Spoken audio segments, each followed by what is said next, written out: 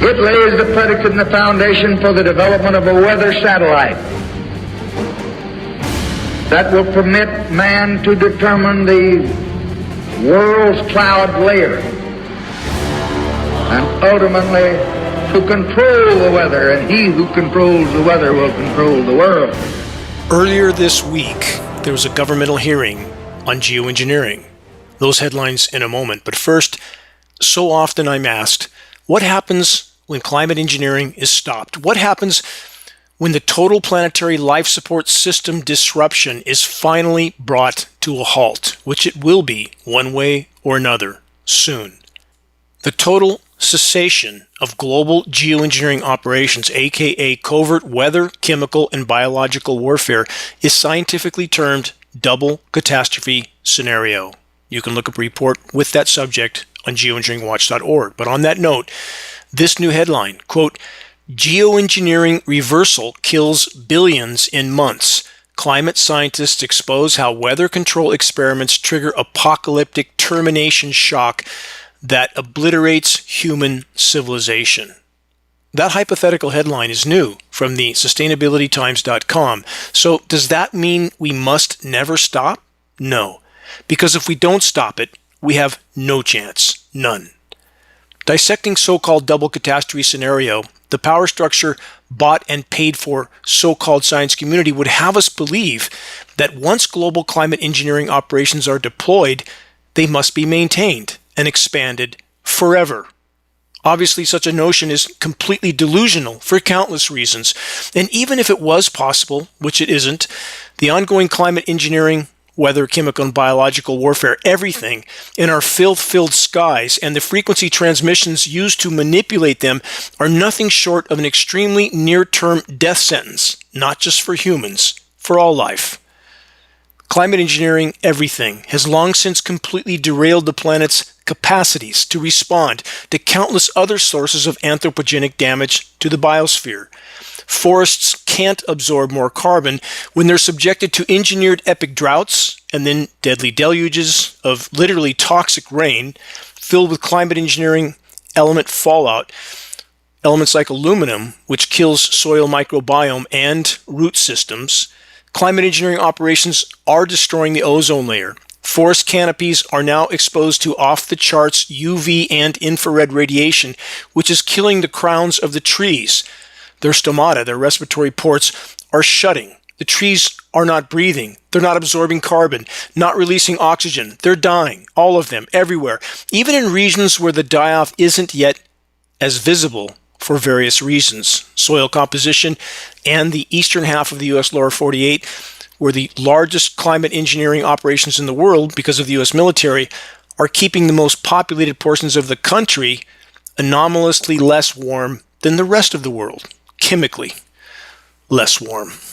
The now intense solar radiation is slaughtering plankton, the primary oxygen producer on the planet. Again, climate engineering is at the core of this equation. I could go on and on and on. There's so much more, but you get the point. Climate engineering operations are not benevolent in any way, shape, or form. They are a covert weapon of power and control. If not fully exposed and halted very soon, we have no chance, none. No nuclear war necessary, no rogue meteor impact necessary. We are already on a mathematically certain, extremely near-term trajectory of self-extermination. Another excerpt from the report, quote, "As the global climate crisis escalates, scientists and policymakers are increasingly grappling with the urgent need to balance innovative solutions like geoengineering with potential risks and societal resistance." Wait, what did they call geoengineering? An innovative solution? Only if from the perspective of a power structure that is desperately trying to cull the human race. And about the last statement from the report, that geoengineering comes with, quote, potential risks and societal resistance. Yeah, potential risks. What could possibly go wrong with filling global skies with tens of millions of tons annually of highly toxic nanoparticles, starting with aluminum, then blasting the contaminated and conductive atmosphere with layers of overlapping frequency transmissions, and all of this on top of an already badly devastated planet? With all that in mind, the report's mention of societal resistance certainly seems a given, yet in spite of the fact that the atmospheric spraying has been ongoing and accelerating for the last 80 years, since immediately after World War II, in spite of the fact that our skies commonly look like something from a science fiction movie, in spite of the fact that mass die-off is taking place on every front, from insects to elephants, in spite of the fact that we're all breathing the elements they are spraying, which are far worse than industrial and transportation pollution, the moment of societal resistance, the we are fighting for our lives moment, the proverbial pitchforks and torches moment, hasn't yet come. And we are rapidly running out of time. Final excerpt from the report, quote, "As we navigate these complex issues, it becomes clear that while geoengineering may offer short-term relief, it is not a panacea for the broader climate crisis. No, not a panacea. A death sentence for us all." On that upbeat note, this new headline: Underground war bunkers for nuclear apocalypse. China's military city, 10 times Pentagon size, crushes American defense strategy while preparing for global conflict. The report states China is constructing a colossal military command center near Beijing, reportedly 10 times the size of the Pentagon, signaling a significant strategic shift in its defense capabilities. That's according to U.S. intelligence assessments. That report is also from the Sustainability Times. The report continues, "This development is part of a larger strategy to establish a world conventional force with advanced nuclear warfighting capabilities. The sheer scale of the project, along with its underground fortifications, indicates a significant shift in Beijing's approach to military preparedness. Such advancements could potentially alter the balance of power in the region, prompting responses from other global powers." Let's sum this up. Every power structure is building their bunkers. They're preparing as fast as they can for total collapse of everything everywhere all at once. Again, no nuclear war needed. Collapse is already baked into the equation, and they know it. And it isn't just the controllers that are digging in and preparing to go underground. All of the mega-rich are doing exactly the same. Please don't believe me. Investigate for yourself. Let's stop for just a moment and ponder the insanity of the human race. We have trashed this planet in the geologic blink of an eye. Ecosystems all over the globe are crashing, failing by the day. Fisheries are collapsing, insects are collapsing, crops are collapsing, forestries are collapsing. And let's take our last remaining resources and build even bigger bombs, even more bullets, and dig into bunkers when it all hits the fan. Yeah, the orbiting asylum. So with all that in mind, are our elected officials actually helping to advance the fight to expose and halt climate engineering, or harming it? Follow me through the next headlines. I'll explain after. First, from E&E News. This is about the government hearing on geoengineering this week. Conspiracy theories dominate Marjorie Taylor Greene's weather hearing.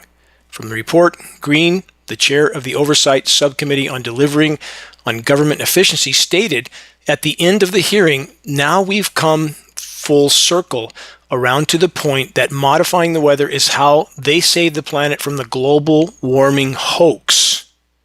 End quote. Greene used the hearing to cast doubt on human-caused climate change.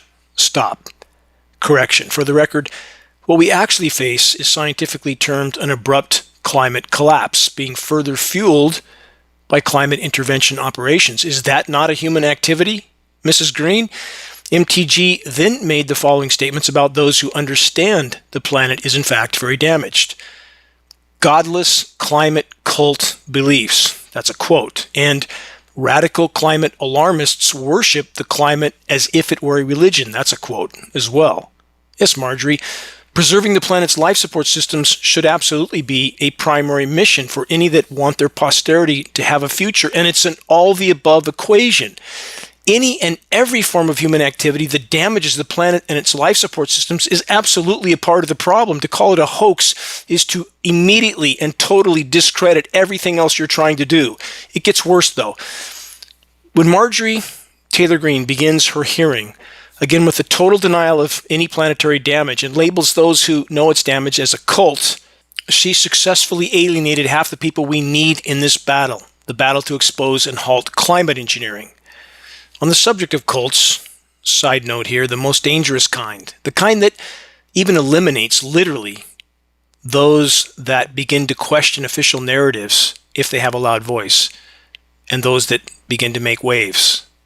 More on that later in this broadcast. So MTG, again, immediately, right out the gate, alienates and loses half the individuals we need in the battle to expose and halt climate engineering operations.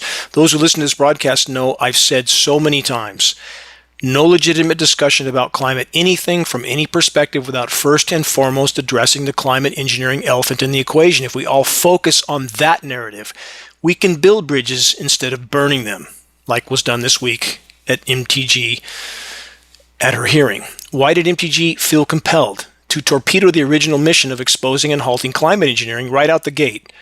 Green also stated the following, that leading the effort to expose climate engineering, is her insinuation, is Lee Zeldin. Really? Lee Zeldin has done nothing but contribute to the criminal cover-up of climate engineering. He's done nothing but deny it, pretending to be transparent while literally regurgitating the decades-long official denial that this is just condensation, nothing to see here, please move along. How is that helping in the fight, Miss Green? Tell me exactly. Then she goes on to mention, as this being some kind of the threat of geoengineering, the Make Sunsets complete smoke and mirrors diversion. Make Sunsets, again, the two Silicon Valley clowns, PR stunt clowns, that launched 147 balloons with 10 grams of SO2 attached to each and called that geoengineering, and that's what you're highlighting in your hearing, Marjorie? No mention of the fact that at geoengineeringwatch.org, we have film footage of these aircraft at altitude, nozzles visible, turning dispersions on and off. This is not about two PR clowns launching balloons. It would take, literally, with 10 grams of SO2 on each balloon, it would take 10 million balloons to equal one U.S. military tanker. But that wasn't outlined at this meeting. In fact, the primary elements that were named at this meeting as a problem were silver iodide, which has nothing to do with climate engineering. That has to do with localized, publicized cloud seeding operations, they're nothing but a diversion, a distraction from the climate engineering issue, and the power structure wants people to be confused about these two issues, and this hearing did nothing but enforce that confusion. The next headline is from MSNBC, a Matrix Media source, of course, but that's not the point. The point is this: if MTG would have organized an on-track hearing that kept the focus only on the climate engineering issue itself and which presented only irrefutable building block data on the issue, which we absolutely have, governmental documents, atmospheric testing with the National Oceanic and Atmospheric Administration Flying Lab, hundreds of lab tests, none of that brought up in this meeting, nothing. And if she would have kept it focused on those building blocks, which again prove conclusively climate engineering operations are real and ongoing, there would have been progress. If only MTG would not have completely confused the vast difference between localized cloud seeding operations and climate engineering. If only Mrs. Green would not have constantly expressed her personal opinion that there's nothing wrong with the planet and that such a conclusion is just a, quote, hoax, her words. And again, calling those who recognize planetary damage a cult. MSNBC would not have been able to push the following headline: Marjorie Taylor Greene mixes conspiracies and religion in bid to discredit climate science. Again, I have no love for the so-called climate science community that is in criminal denial of climate engineering operations, which are the single biggest climate disrupting factor of all. By the way, the author to this article that I'm quoting from, Johan Jones, Jahan Jones. Perhaps he should receive a link to the Dimming documentary and asked to explain his denial of this issue or his approach in trying to discredit what's taking place in our skies as if it's not actually happening. The Marjorie Taylor Greene hearing on geoengineering has moved the fight to expose and halt these operations backward, not forward, from climate engineering to so-called safe and effective medical treatments that are neither, to 9/11, to Saddam's WMD that didn't exist, to the Vietnam War triggering Gulf of Tonkin incident that never actually happened, There are countless conflict-triggering false flags. The list is endless. And the sad truth is that even now, the vast majority of Americans don't want the truth. They want to be lied to. Far too many want desperately to remain completely asleep at the wheel, often lashing out at any who dare to dump some unpleasant truths into their bubbles of denial. This must change, or we have no chance. From Inside Climate News, UN sessions on solar geoengineering trigger unease. Question, should that come as any surprise? From the report, there's a growing global movement to oppose sun-dimming atmospheric experiments, but concerns about the potential threat of unilateral efforts by rogue nations are on the rise. Solar radiation modification technology would be a very dangerous technology, the report states. Let's stop there. To be clear, global climate engineering operations, aka atmospheric, weather, chemical, and biological warfare, have been ongoing for at least 80 years. Initially deployed over the polar regions immediately after World War II, this is verifiable fact. These operations aren't just a, quote, very dangerous technology. They're a statistically certain planetary omnicide scenario. Perhaps those at Inside Climate News need to have a link to the dimming sent to them. We can't do it by ourselves at geoengineeringwatch.org. We need help. We need those proverbial flaming arrows of credible data sent out to every single article author like this, to elected officials, to agency heads, media people. We need help to reach a critical mass of awareness. We cannot do it on our own. It will take all of us. Moving on from phys.org, a hard look at geoengineering reveals global risks. Really? Who would have thought? This is by Harrison Tassoff. That's University of California, Santa Barbara. Perhaps he needs a link to the dimming as well. The report states policymakers, scientists, and environmentalists are considering geoengineering to avert a climate catastrophe. For a moment, let's stop there.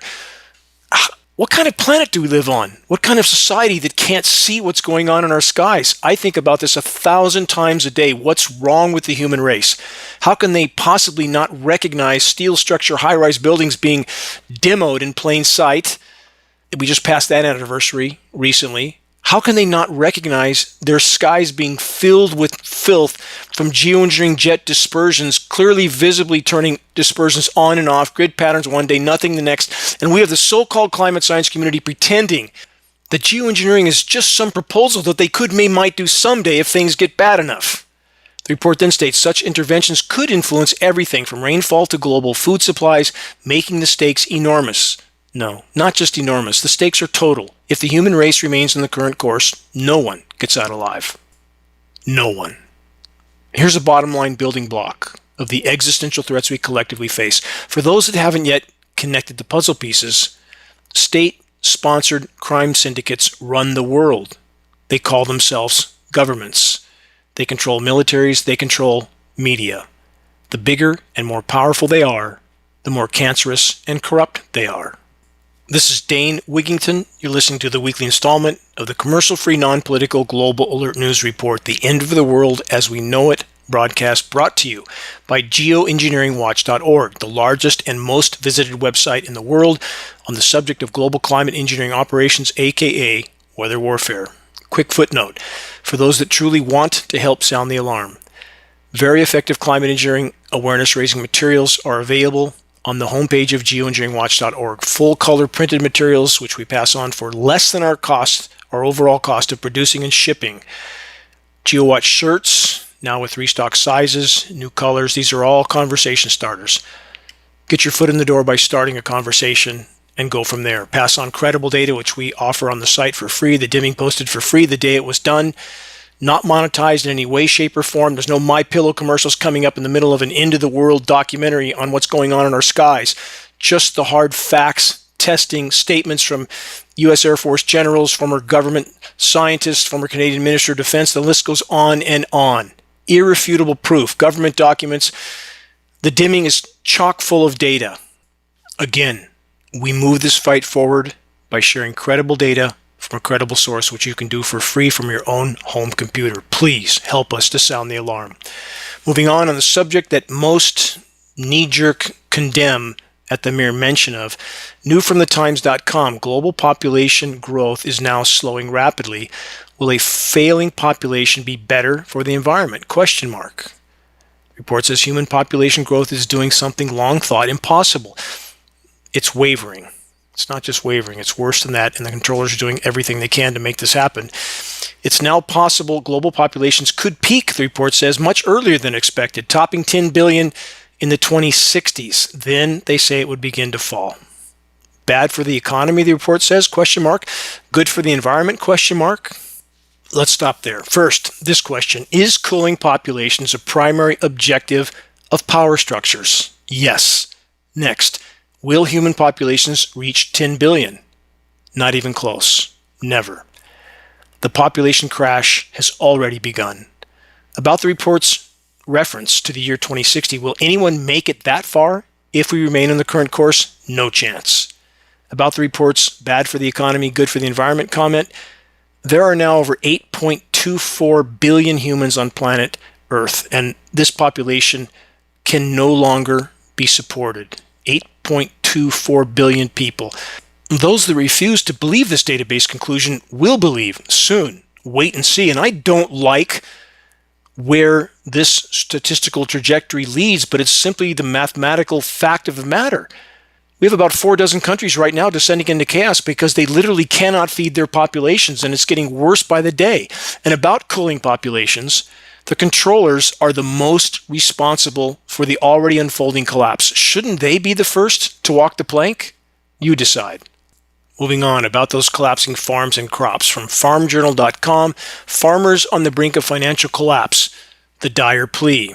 From that report, a dire situation is unfolding in the farm economy. The situation, which seems to be growing worse, definitely is growing worse, is especially bad in the Mid-South. And as catastrophic collapse looms, farmers have one major plea: we need help, and we need it now. First avenue of help would be to stop destroying the climate and contaminating everything in the fishbowl in which we live. Then things might grow better again. So about what these farmers need: first and foremost, a functional environment and climate. When nature is crushed beneath the toxic boot of weather warfare operations, everything else goes down as well. And I'm not denying all of the forms of human damage, but I'm simply stating this ubiquitous contamination of the planet, this ubiquitous destruction of the planet's life support systems is the most destructive human activity of all, bar none. More on climate engineering. The weather makers chaotically control the spigot. From AccuWeather, where's the rain? Question mark. Dry pattern grips the east. And again, any dry pattern is in between the deluge patterns, back and forth. The pendulum swings. Nothing natural about any of it. Once you intervene in the climate system, you derail the entire climate system. And we're talking about global intervention involving countries, even with otherwise adversarial relations. Not my words. That's straight from a U.S. congressional documents. Search Geoengineeringwatch.org, massive Senate document, 800 pages long in that particular case. Read it for yourself. Important sections already highlighted. This is a matter of record, not theory, not speculation, not hypothesis. And there's those pesky ionosphere heater-induced high-pressure heat domes, like HARP, one of about 100 around the globe, that the climate engineers use to steer upper-level wind currents and thus moisture flows. Again, also patented technology, not theory. An ionosphere heater, in the case of HARP, can transmit 3.6 million watts of power into the electrically charged ionosphere, causing an electrical chain reaction which superheats that portion of the ionosphere, creating an atmospheric pressure dome. They're literally using our atmosphere for a physics lab, a battlefield, and we will all soon pay the price if it continues. Also from AccuWeather, highs 90 to 100 degrees Fahrenheit to increase drought in Mississippi Valley into the week. Record heat, record droughts, record floods, chemical flash freezes, baseball and softball size hail. Translation: crop crashes. When the food shelves empty out, it will be Mad Max times 8.24 billion. The power brokers will certainly play ever more devastating cards as we go. But wait, everything must be okay, right? The stock market is at record highs. The power structure has very successfully programmed populations to believe that the stock market has a life of its own, completely detached from and unaffected by the unfolding and accelerating collapse of the biosphere. Such a conclusion couldn't be further from the truth. The markets are a propped up Ponzi scheme with printed from thin air money, nothing more. The grand facade so soon will burn. In the words of Peter Gabriel, wait and see. About all that climate engineering fallout we're sucking up with every breath we take, from the UK Guardian, quote, I kept asking why. What did I do? How come so many young, fit, non-smoking women are getting lung cancer? Question mark. Report continues. Cases among young women are on the rise and doctors are baffled. Could air pollution be behind it? Question mark. The report then says these findings reflect worldwide trends, but as yet, none of it is fully understood. Yes, yet again, the so-called scientists, the so-called medical community in this case, just can't understand what could be going on. Where in the world could all those most dangerous of all nanoparticles be coming from? How about all official air testing that doesn't even look for them, let alone acknowledge them? Therefore, for the so-called science community, these particles don't even exist. Official air testing looks for PM10 generally, very occasionally PM2.5, never nanoparticles. Never. I've been face-to-face with top EPA scientists in Sacramento at the Capitol, meetings arranged by congressional reps, told to my face the entire system is rigged. They're told to look for combustion particulates only. The rest of the samples go out the window, and nothing below PM2.5 is even reported, and we're talking about 40 to 60 million tons of those nanoparticles being dispersed globally, completely under the radar, highly toxic nanoparticles. So I wonder why everything from the cancers just mentioned to neurological everything, Alzheimer's, ALS, neurological diseases of every nature, breathing difficulties. Yes, we have industrialized pollution. I recognize that. But the climate engineering nanoparticles, worst of all, not reported, not even looked for, and the whole so-called science community pretending it's not even happening when anybody but the clinically blind can see it in our skies.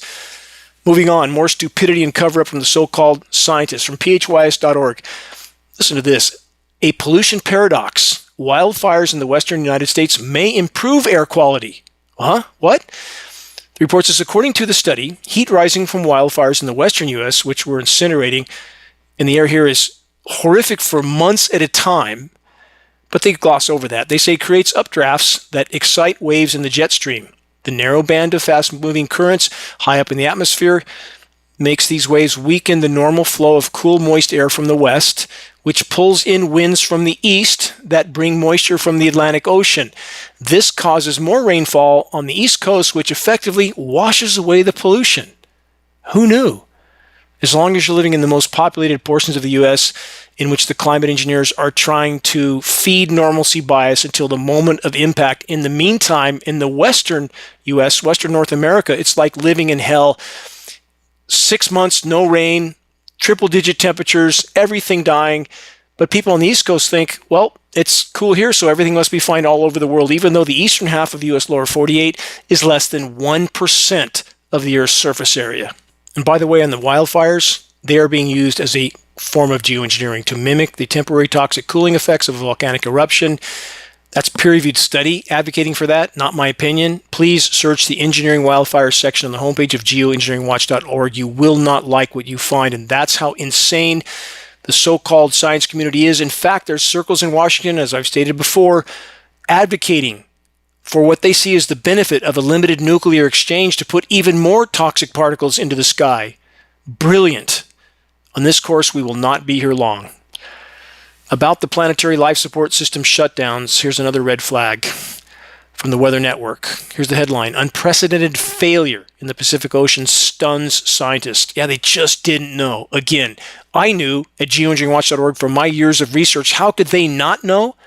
A, either they're criminally ignorant of the very field of study in which we're told they're experts, or they're lying. That's the B choice. Take your pick. Next, parallel headline from Earth.com. Unprecedented collapse. Panama's ocean upwelling fails for the first time. Report says something unusual happened in the Gulf of Panama. The deep cold water that normally rises to the surface each dry season never appeared. According to a new study, this seasonal upwelling failed for the first time ever. The event disrupted one of the Gulf's most reliable ocean patterns. This is a very dire harbinger of what's coming. Canfield Ocean. Lifeless, stratified, oxygenless, massive global dead zone. Oceans die, we die. Simple. Next, from CNN and other sources. And again, this reminder, CNN and other matrix media sources only mention the truth in written media because it's becoming impossible to hide or deny. About televised U.S. matrix media, not a word about the planet's collapsing life support systems. Only constant political circus. Even the foreign sources of media, RTTV from Russia and I believe CGTV from China, had much more in-depth documentaries on environmental collapse. Nothing from U.S. matrix media. Nothing. Here's the headline. The system that moves water around the planet is increasingly erratic and extreme, new report finds. For the record, on this headline also, I have for so many years desperately tried to sound the alarm on the unprecedented drought deluge scenarios that are hallmarks of climate engineering operations. On that note, this excerpt from the report, quote, the global water cycle has become increasingly erratic and extreme with wild swings between droughts and floods. The report continues, this spells big trouble for economies and societies, according to a report published by the World Meteorological Organization. And the climate engineering elephant in the sky, of course, remains omitted, unmentioned, invisible, part of the plan. From phys.org, either too little or too much report finds world's water cycles are getting more erratic. Yes, they are. So about the devastating drought deluge scenarios. So far, in 2025, there have been well over 4,000 flash flood warnings in the U.S.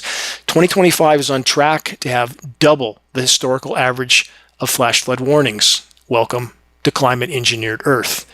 Yes, the planet is deeply damaged from countless anthropogenic causes and factors. Readily acknowledge that.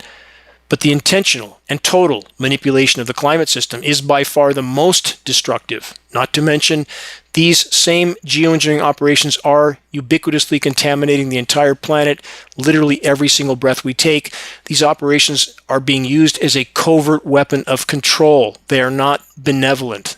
Moving on, next. Some disinformation that compares to the shockingly false, quote, safe and effective narrative. From Scientific American, the ozone hole is steadily shrinking because of global efforts. They say after nearly 40 years of global efforts, the ozone hole over Antarctica is continuing to heal. Yes. Pay no attention to the now scorching sun, not just over the polar regions, but here in the mid-latitudes, the sun that's so intense that it heats surfaces far more than ever before. Just your imagination. Searing your skin, heating surfaces. Yeah, nothing to see here. Move along. Trust us. For those that want an honest update on the near functional collapse of the ozone layer right now, search and review the ozone destruction section on the homepage of geoengineeringwatch.org. You can see the actual UV readings from a monitoring specialist, former NASA contract engineer that worked for geoengineeringwatch.org, that was perhaps the most qualified person in the world to do so. Take a look at that data and compare it with the next time you feel that sun searing your skin. Next, more deception and moronicism from nature.com. Headline, Why Saving Tigers Slashes Carbon Emissions. From the report, Making the Protection of Ecosystems and Biodiversity a Priority is a better way to address climate change than so-called carbon-first approaches, say researchers. Researchers, how about looking up and considering the total damage being done by climate engineering, which is toxifying all the rain, which is killing all those ecosystems which you say you're trying to protect while you won't admit to climate engineering operations.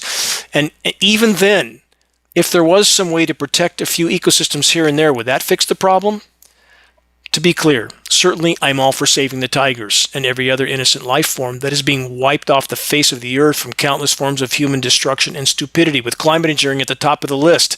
But to make the claim that saving tigers will have a more profoundly positive impact on the planet than stopping climate engineering or halting the daily incineration of tens of millions of tons of carbon fuel, again, every single day, 100 million barrels of hydrocarbon, 25 million tons of coal every single day, the planet won't be functional much longer.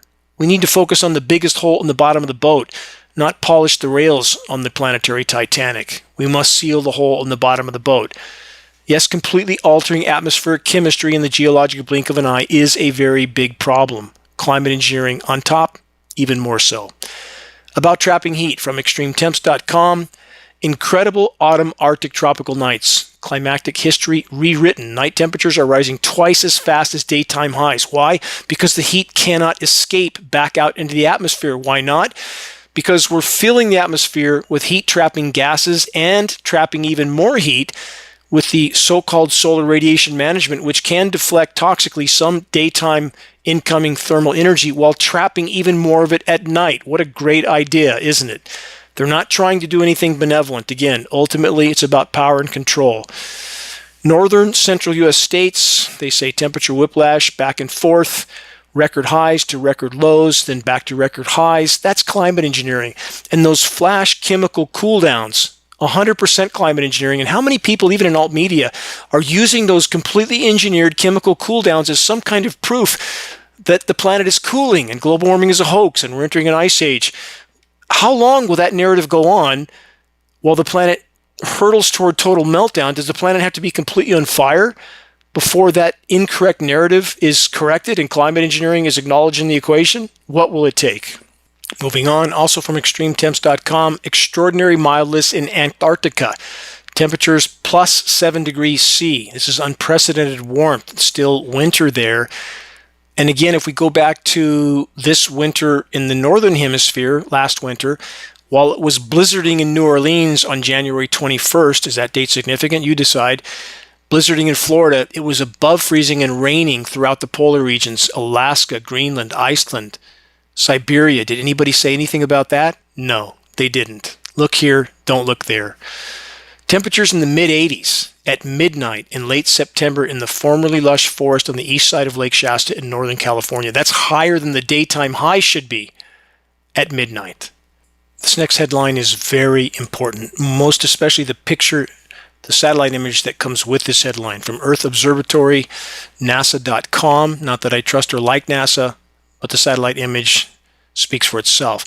Hail scars Alberta farmland. From the report, the hail scar in the August 24th image, satellite image, measures roughly 15 kilometers wide and 200 kilometers long. It's literally a stripe of hail 200 kilometers long across the landscape. What do you suppose made that perfectly symmetrical stripe? The storm uprooted trees, damaged cars, downed power transmission lines, and flattened crops. Look at the images. They're shocking. Some farmers in the region have reported extensive damage. Crops commonly grown in the area include wheat, alfalfa, and canola, killing the staple crops. A perfect symmetrical stripe of hail, 200 kilometers long. We've seen this before. A perfectly symmetrical stripe of snow across flat Kansas, 200 miles long. That is a geoengineering jet dispersing chemical nucleating elements over cloud moisture and creating a stripe of frozen chemical material on the ground. That's exactly what that is.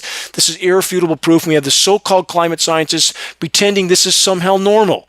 So many participating in the criminal cover-up of climate engineering. Here's more from catnat.net.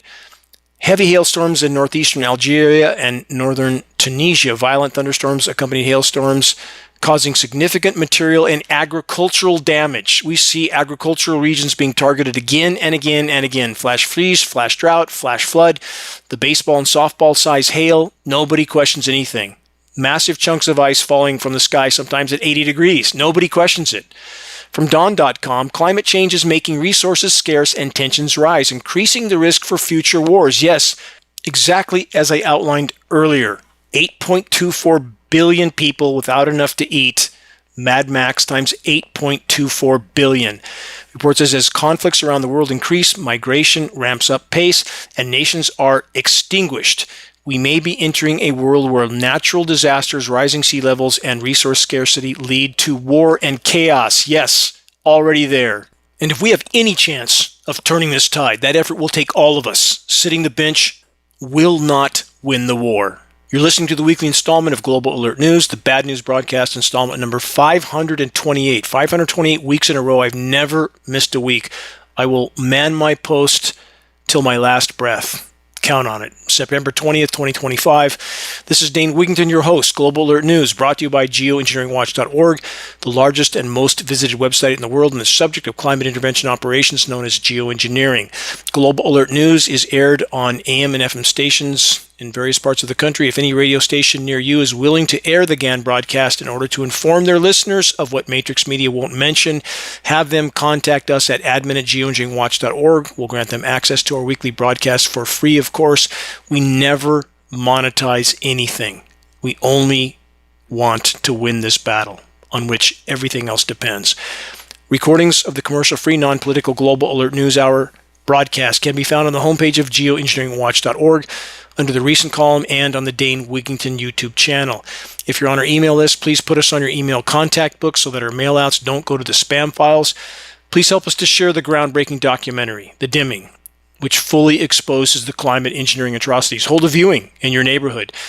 Once people see that film and examine the data in it, you will definitely have your foot in the door. The best way to share: circulate the direct link to The Dimming by email directly from the homepage of geoengineeringwatch.org. Sharing directly helps us to overcome social media censorship. When viewing our YouTube of The Dimming or Global Alert News or any other Geoengineering Watch video on YouTube, please subscribe, share, and comment. All of this helps us to circulate critically important data to a much wider audience about reaching those that still aren't looking up. Again, start a conversation with Geoengineering Watch awareness-raising materials. They can be found on our homepage. Our only goal: provide activists what they need to move this fight forward. Extremely high quality, full color, printed materials, shocking images, satellite images, copy of the federal gag order on National Weather Service and no employees, and much, much more.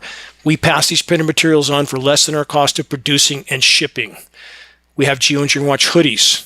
Also, new Geoengineering Watch shirts, including blue, photos on the homepage. We have scannable business cards. Anybody takes those. They go straight to The Dimming or our homepage. Very shocking image on each side of that two-sided card. Very helpful tool as a key to the door. We must reach a critical mass of awareness. There is no other way forward in this fight. We must awaken our military brothers and sisters, their families, defense industry contractor families, and personnel that they are literally participating in their own demise. That is the only way forward. Critical mass. That doesn't mean our problems are over, but it does mean that we will have taken a quantum leap in the right direction, and that's worth fighting for.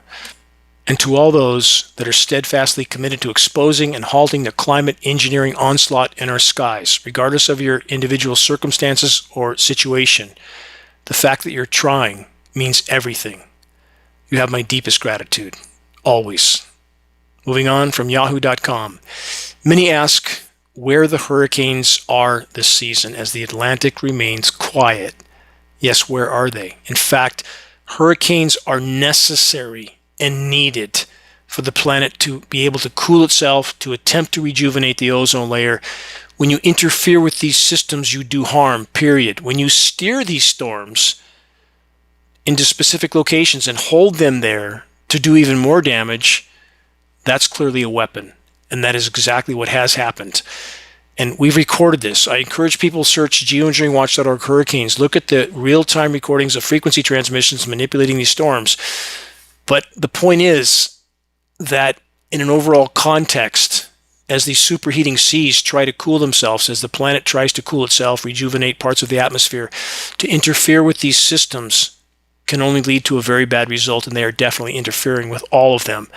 Not advocating for more hurricanes, not hoping for more hurricanes. What I'm advocating for is to leave nature alone before it's completely destroyed. That's my mission. From SciTech Daily, let's add this: because the oceans can't cool themselves. The ocean's most abundant life form may not survive global warming. No, it won't. Tiny ocean microbes, once thought to be climate survivors, may struggle as seas warm. There's no could, there's no may, there's no might. They're dying everywhere. Everything in our oceanic environments are dying. Canfield Ocean. Oceans die, we die, and we are hurtling toward that exact destination. Again, keep in mind, plankton populations in the Atlantic, based on peer-reviewed study, 500 locations, already down 90% right now. No plankton, no people. From the Harvard Gazette, Nobel laureate Stephen Chu warns of titanic climate challenge. It's worse than that. We, again, are all passengers on the planetary Titanic right now. And it is profound. The worse it gets, the deeper the denial. the more aggressive the denial, from all those who simply cannot seem to face. They're either invested in their denial because of financial incentives, or they cannot face the potential of mortality. Life's a seasonal occupation, isn't it? The season doesn't last that long. Why are we here? To pursue personal gain? To stack up material wealth? Or to make a difference? Why? Why are we here? From mk.co, scientists have analyzed that the end of insects is near. Think about that. When we first publicized this in 2012 at geoengineeringwatch.org, we were ridiculed by the so-called science community. Now they've had to admit to it because they can no longer hide it. This report says scientists have analyzed that the end of insects is approaching. Hundreds of thousands of insect species have already disappeared. Think about that. Hundreds of thousands of insect species. As I've stated in this broadcast so many times, the current species extinction rate, 200 to 300 species a day of plant, animal, and insect, 15,000 times the background rate, 1.5 million of normal, and we're watching political theater every day, or watching the cults of power exterminate anyone who dares to challenge their narrative. Well, the planet's imploding. They want to control the ashes of what's left. There won't be anything left.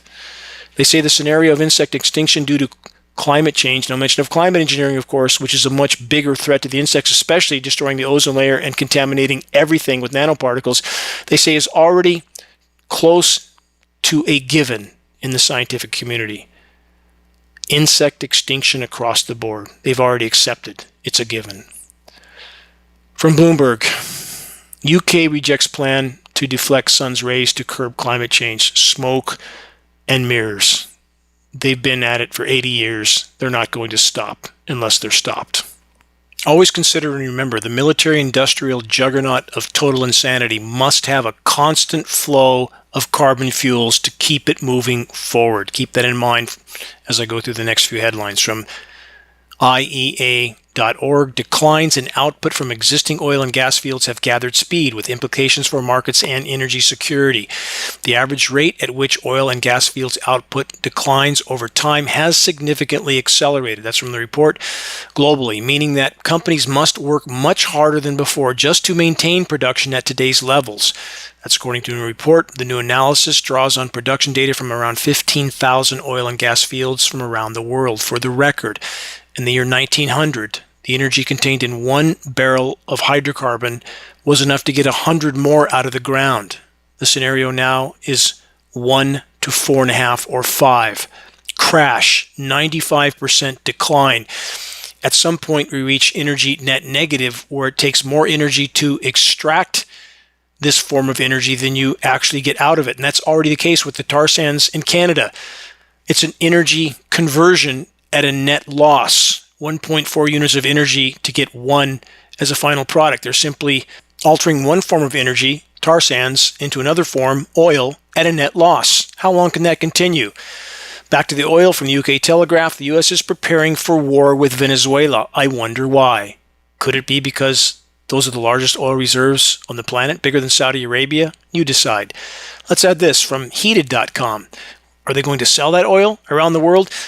Trump sends fracking CEO to Europe to sell climate denial and gas. Imagine that. In an interview previewing his core message for the trip, Wright, that's Chris Wright, said Europe's planned transition away from carbon-based fuels is useless because climate change isn't a big deal, he said. Certainly, climate engineering is a core part of these people and all they represent. Climate change impacting the quality of your life is not incredibly important, he said. Really? Tell that to all the people that have had their lives decimated by not just climate change, but also climate engineering, Chris. He went on to say that climate change could actually be good, a good thing. And he would say the same about climate engineering, I'm sure, if he was being honest, because that's what he's paid or pressured to say. And by the way, this former fracking CEO now become government lobbyist to sell energy that may come from places like Venezuela. When he left his former companies, he netted $50 million from his fracking companies and his oil companies. How about that? Chris Wright, Trump appointee energy secretary, Fox's running the hen house. So much for draining the swamp. And none of this is a left-right issue. It's a the money printers control it all issue that includes Matrix Media. More false flags coming. More assassinations coming. More pathogen releases coming. More orchestrated global conflict coming. More insanity coming. With each passing day, more and more are less and less willing to face the truth. There are far too many in the ranks of the human race that lack the morality to summon their courage, to stand up and to face the truth. Hallmark of a healthy mind is an unyielding willingness to face the truth, no matter how dire. From events like 9/11 to so-called safe and effective, to false flag events that start wars, to assassinations, to orchestrated pre-election staged assassinations, the vast majority don't want the truth, not interested in verifiable facts that would undermine what they want to believe is true, even if it isn't. Far too many Americans have demonstrated from history that they are all too willing to toe the line for the controllers by going to war, for example, over absolutely fabricated events like the Gulf of Tonkin non-incident, like the Saddam WMD that wasn't, events that were used as excuses to start wars like the Vietnam War and the Iraq War.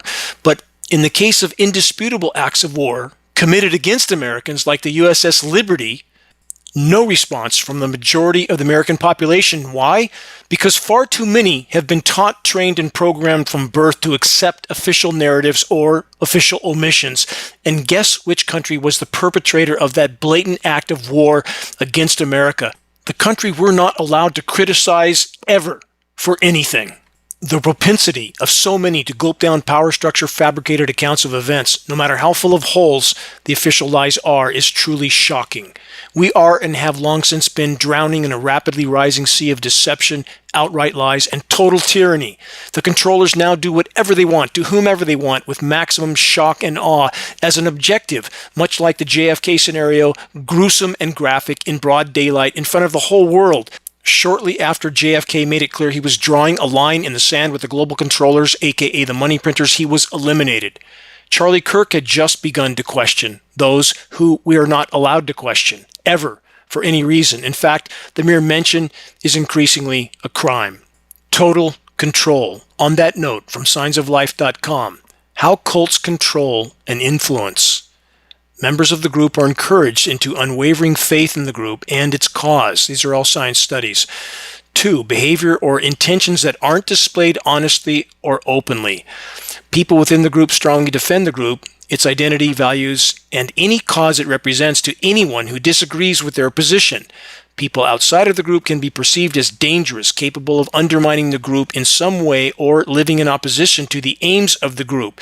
People within the cult are encouraged to stay away from outsiders and can be forbidden from having relationships or friendships if the people don't belong to the group. People who leave the group can be outcast, losing family, friends, and relationships. People who leave or are thinking about leaving can have their reputation, livelihood, or relationships threatened. And there is this to consider. The group and its leader might have tactics to isolate and scare a person who considers leaving and to prevent them from speaking out against the group. Yes, tactics to prevent a person from speaking out against the group. Question, might one of those tactics be assassination? That is then attributed to a scapegoat in an elaborate orchestration of events. For the record, all matrix media, all in academia, all in elected and appointed offices who are willing to propagate lies or deception for the power structure must be considered criminal accomplices to the same crimes and cover-ups. Why are so many so morally bankrupt? Where is honor? Where is courage? Courage is not possible without morality. Morality isn't possible without courage. To stand by and do nothing in the face of gross injustice from every conceivable direction, most especially including what is taking place in our skies, is to abandon both courage and morality. How many will take their last breath knowing at their core that they should have done something but didn't? To abandon any sense of moral responsibility because the vast majority have long since abandoned theirs isn't an excuse that the Creator will accept, is it? Consider these timeless words of wisdom from Aristotle. Quote, "You will never do anything in this world without courage. It is the greatest quality of the mind, next to honor." The proverb, "No honor without courage," conveys that courage is a necessary foundation for consistently living with honor, meaning that one needs bravery to uphold one's values and moral principles, even when faced with fear, difficulty, or temptation.